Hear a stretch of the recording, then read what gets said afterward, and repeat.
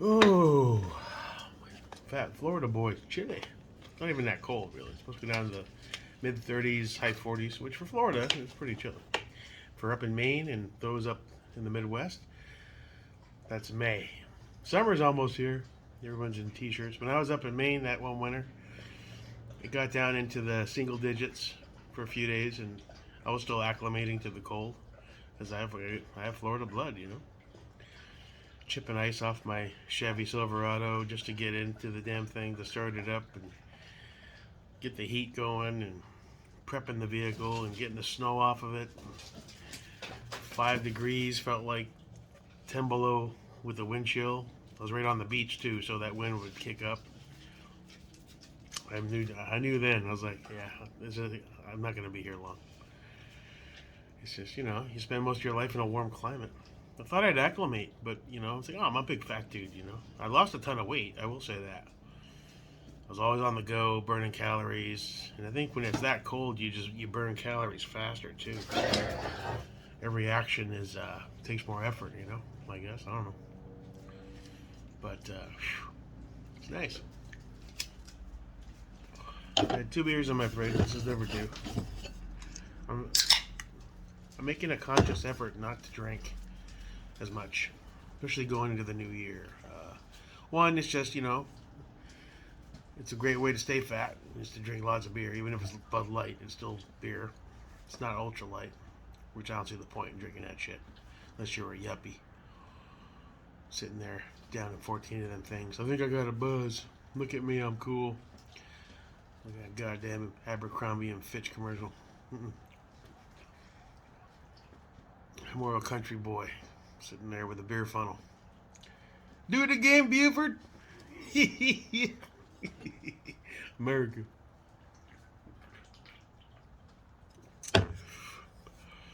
So yeah, man. 2021's coming to a close. It's been a weird year. The virus crap everywhere. Masks and Omicrons and booster shots and fist fights in airports. Couldn't pay me to fly anymore. Hell no. Where I gotta go has to be driving distance.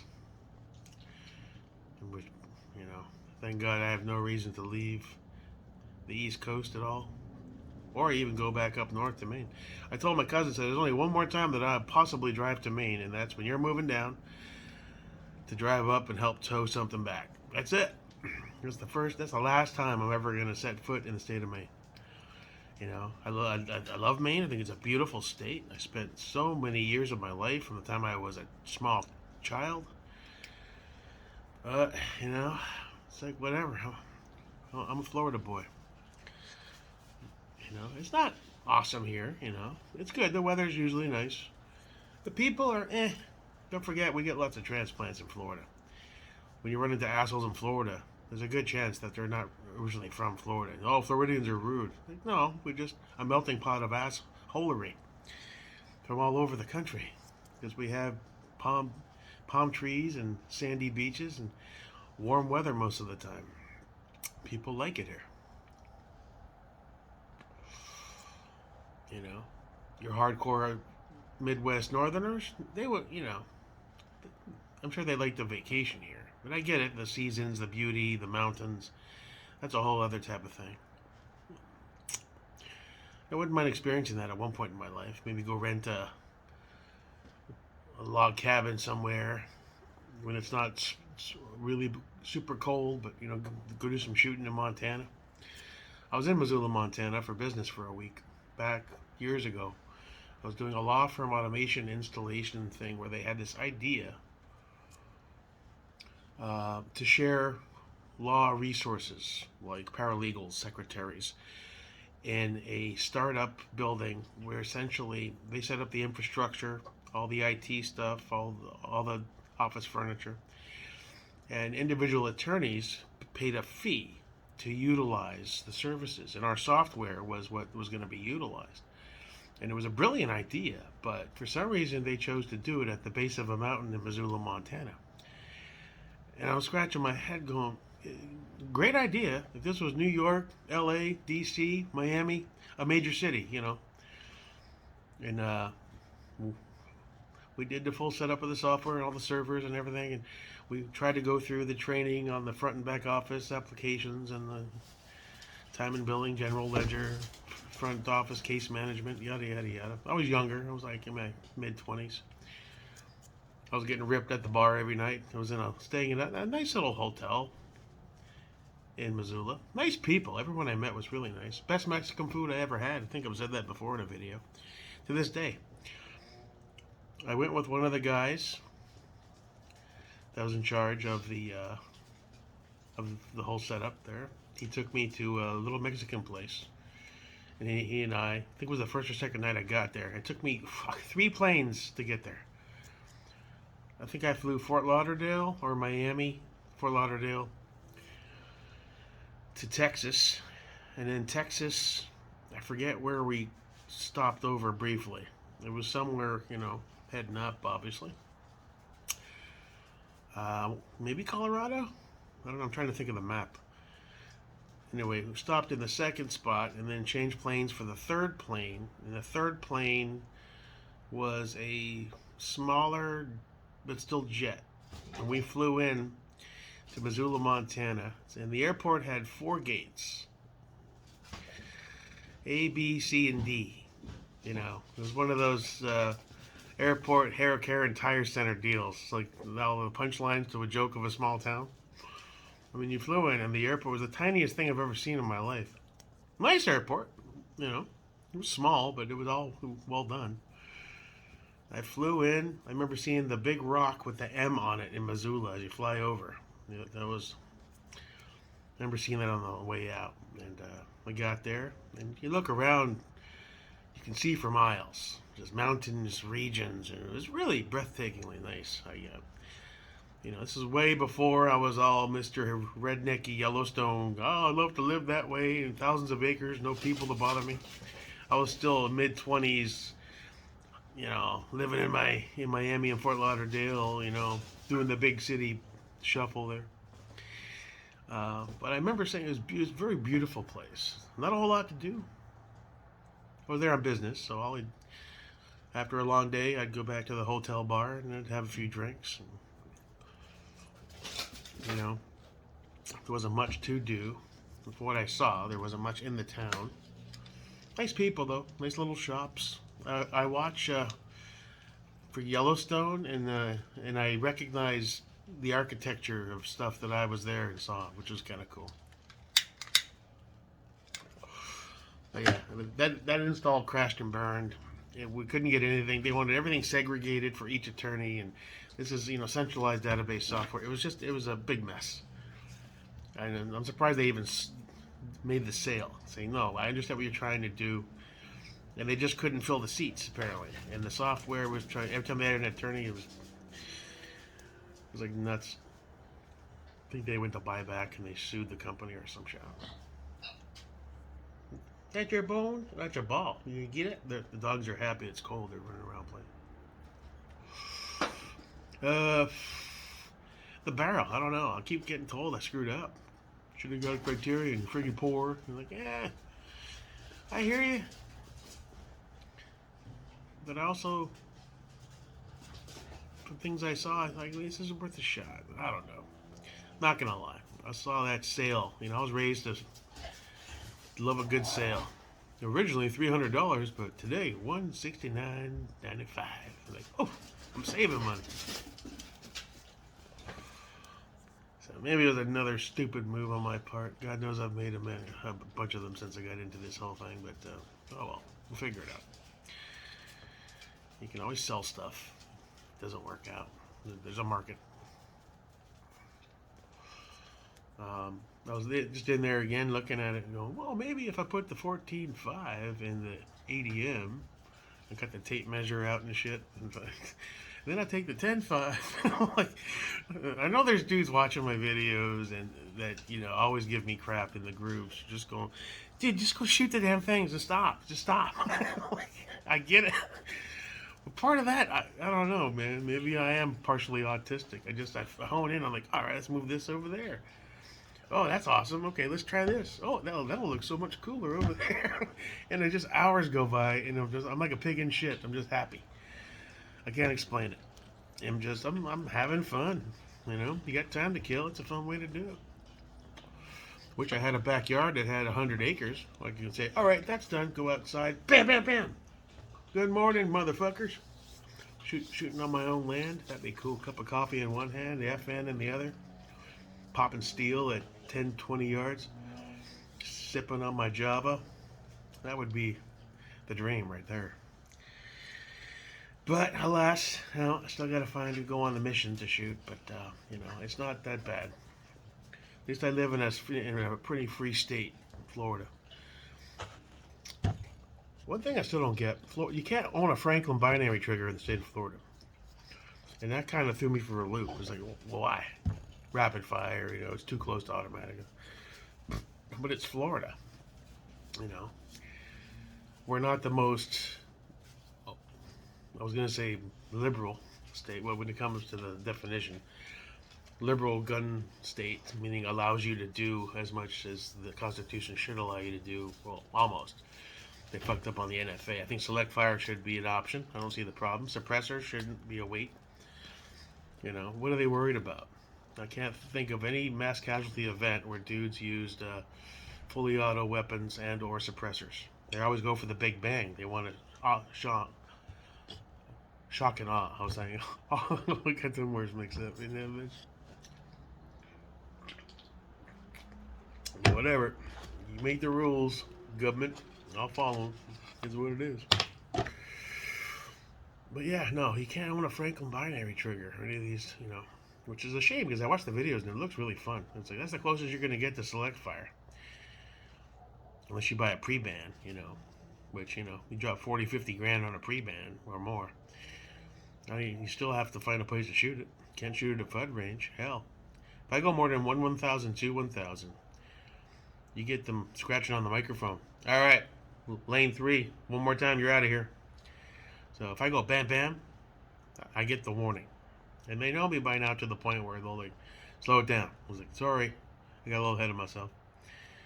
So if you want to rip through 10, 15 rounds and just do a Rambo, you know, you can't do that shit, man. Which sucks because it looks like fun. Stress relief, you know. I'm not going for accuracy or MOA or any of that shit. I just want to blow some shit up, smack a target. So we'll get there. So this barrel, we'll see how that goes. I realized I still need pivot pins for the damn 1.0. I thought I got some. Maybe I did, but I used them on something else. I don't know. I move around a lot. Borrow from this to that. Try this and that. Pivot pins, a buffer spring. 14.5 and that short rail is going to look a little goofy, but we'll see. Most importantly, I need to get out and shoot some more, then go back the next day and shoot some more. So ammo, that's the focus. Oh, it got warm again. The wind died. The end of 21. I have come a long way in my self-teaching, YouTube question-asking phases of just understanding. There's a lot of nuances to gun building in general. It's you know, I'm still not clear on the whole head spacing issue and how to maybe I don't know if I need sets of gauges like Sotar, School of the American Rifle dude. He gets a little carried away, but I respect that guy. Every time I watch a video of his, I learn something, so that's cool. But just got to get out there. Now, zeroing the LPBOs it's still my Achilles heel. I can try with the laser bore, but in order to get appropriate, you need at least 36 to 40 yards to get it kind of there. And I don't look where I am, you know. What I did do the last time, where it got me close, when I got to the range, I had to dial in a bit, but I was in the vicinity. As I open this door, and I put a pie plate up on the screen, on the pull screen, and I go all the way back to the front door, and I run the laser. It's got to be duskish or nighttime because you can't see it pretty much in the day. And I kind of dial in my optic to get close to where that laser is. But then at the range, you got to fine tune it, right? So maybe I'll do that again. I don't know. I feel like a weirdo. You know, I also don't have a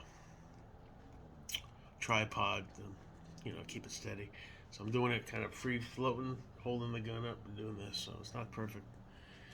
And then I watch videos of guys that zero shit out. It's just habit because they've done it so many times. You know, they look at it, do a shot, dial it in, bam, bam. All right, one more time. Be around group. All right, boom, and you're zeroed. I'm at the range breaking out an abacus and a protractor, and the range master's scratching his head, going, "All right, buddy, here, let me help you." I don't know where the bullet's going, sir. I was like, okay, let's gonna help this guy before he ends up shooting some indigenous bird flying over here or something. I was like, pull the trigger. I'm like, where is it? I felt like such an asshole every time I did that. I'm like, all right, I'm shooting at the target. I'm kind of pointing at it. Even the handguns at 7 and 15 yards. Like, where the fuck is... You see the dirt behind the target that looks like it's almost directly behind where you're shooting, and all the dirt on the berm splatters. But you're looking at the target, and there ain't a single goddamn hole in that bitch. And I'm like, what the fuck? it's crazy, man. And I know that was my control of the trigger, muzzle rise, everything, all that comes into play, right? When you're first getting started, and even now, you know, and I go so long in between range visits, especially the last 6 months, barely at all. Anything you kind of learn with a bit of repetition is out the damn window again. I mean, you can kind of remember, but I don't have enough time to where it's sunk in. But I'm having a ball. I really am. I'm still having a ball. Even with all the snob groups, you know, troll this, that, you're this, you're that. I've found a way to coexist in that I still get attacked and shit on all the time, but it is what it is. You gotta have a thick skin. When I started, I didn't have a thick skin. I was baffled by all the dragging. Now I'm kind of like a rhinoceros or an elephant. Bounces right off. I'm like, yeah, cool. But anyway, can somebody answer my damn question? Yeah, I know. Yeah, I'm a horrible shit. Yeah, kill myself. Got it. Thank you for the input. I appreciate that there, Mr. Schnob. Now, can anybody tell me if this barrel is a good idea for this application?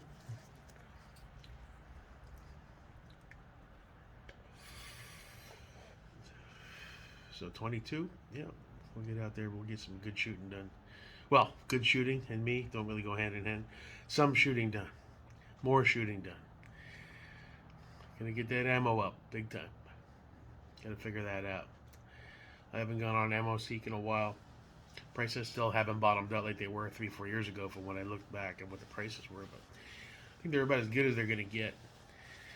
A lot of dudes are saying buy the foreign shit because all the Americans ammo makers are still pretty high priced. They're just price gouging at this point, you know. But I don't want to shoot garbage either, so it's another hurdle to know what brand to buy versus what not to buy, and what's okay versus what's going to be shitty, and never ends this stuff. But I'll get there. Well, that's about it. Finished, almost done with my second beer. Drink responsibly. I should have bought beer today, but I might buy a little bit for the Christmas weekend. But I'm really trying, making an effort to change habits for the better. So, baby steps, I guess. No, that's about it for my little real world. Anybody old enough to watch the original series that started all the reality bullshit? That was the real world on MTV. And then go on to the confessionals where there's this room, closet type room set up, and everybody would go in and talk to the camera. You know, this is like the very beginning. There was, you know, reality TV did not exist. This was the first experiment into it. And people were fascinated by it. And now look where we are. But yeah, I remember that. So just talking to the camera, see what you feel. I feel poor. I feel like I couldn't shoot the broadside of a barn if I tried, and wish I had a lot more money to buy a lot more cool Gucci shit. All right, good times. Peace. had to grab another beer because I forgot about the tacos. The best tacos in my life I had was in that little town, Missoula, Montana. Um, I remember I was the day of or day after I arrived, and I was there for a good 10 days. It was a long project, 7 to 10 days. And the lead administrator of the project on their end said, I'm going to take you to dinner. We can discuss our game plan and yada, yada, yada. I was trying to be professional, mid 20s, and my first big install opportunity. I was trying to do everything right as best I could. And we end up at this little Mexican place at the base of a mountain in Missoula, Montana. And it was a nice little place. You walk in, family run. Apparently, it was like a whole family of Mexicans that moved up through California like years prior. For some reason, they chose Sal Carrillo. That dude does amazing work. That his ODG work. I mean, it's art. I posted a picture of my truck. So, how much to do my truck? He just fired back. We just calculated about $18,000. I was like, yeah. I'm gonna vote NO on that shit. Oh, that would look sick, wouldn't it? So it was little. I forget the name of the place. It was, Casa something, Pepito's Magic Munchery or some shit. I don't fucking know. And we're sitting there, me and this dude, and I'm being Mr. I'm young but trying to be professional. Mid to late 20s. It's like, well, we have our structures here. We have our centralized database, and we're gonna break that down, and we're gonna segregate this and that. And I'm like, that's okay. Now this family, they're in deep Montana, right? Everything is fresh. All their produce, fresh. Nothing processed. Nothing pesticided. Good Montana beef. Nothing greasy like you'd expect. At some places, just everything was just salt of the earth. Good food. And they bring out the chips with the fresh made salsa. And every bite you could taste the herbs and the tomatoes, and it was just, I'm sitting there we're having a business meal, right? But I'm Jake Mariga, so I just start getting into the food.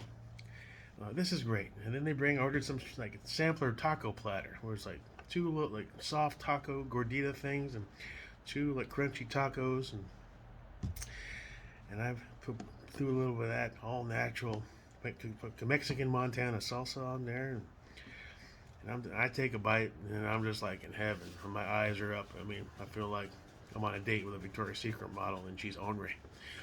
Like, oh fuck yeah! I'm eating the taco, and I'm like lost in the taco, And he's talking about specifics and front office, back office, for fucking networking issues, and how we're gonna have to solve this problem by doing this and that. I'm like, and I'd pull myself back, and we're having the conversation. I'm like, oh yeah, well, with my mouth full, what we could do is get a hold of our IT admin. I mean, he'll have answers for most of these questions. I really can't speak to that because that's really not my forte, but definitely it's a problem that's solvable, and we will get it solved for you. Yes, sir. Back to the tacos. No, I'm kidding. By the second taco, I'm just shoving it in my mouth. He's like in mid sentence, and he like stops for a second. He's like, and I'm like, oh god, yeah, that's good. He's like, yeah. So anyway, so yeah, we're thinking about the architecture and the approach to this. Like, and it was the best goddamn Mexican food I ever had in my life. At one point, I'm like, excuse me for a second. He's like in mid sentence about something like a serious issue. I'm really concerned about. Hold on a second. Guacamole me. I need some guacamole, please. Oh, you want guacamole? Yes, of course. We have wonderful guacamole. I can't wait for the guacamole, And I'm trying to focus because I'm a bit ADHD. Who the hell knows what else I'm not diagnosed as? Do you know me? I'm a bit loopy. I mean well, but, I have the attention span of a method using gnat. I'm like, oh, really? Okay. Oh, wait. Well, okay. Tacos. It's just, it is what it is. Sometimes it's hard for me to focus. It's just, it's a lifelong thing. And, but yeah. And it went fine. I mean, he was getting a kick. He's like, you really like these tacos? I was like, I went back there myself like 2 more times during that week. So yeah, best Mexican food I've ever had in my life to this day. And this is going back 25 years. I mean, I'm 47. I must have been 25, 26, over 20 years. Was at a little Mexican restaurant at the base of a mountain in Missoula, fucking Montana. And I wonder if they're still there today. I gotta look them up. I'd love to go back. Yeah, anyway, a little addendum on that. I thought of that. I was like, oh, there's some good fuck. You know, food's good. When you look back 20 plus years, you can remember how it tasted, how good it made you feel inside.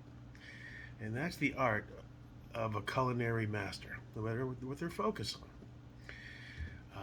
Anybody that can make food that good, no matter what the genre, whatever type of food it is, uh, that it's a lasting memory.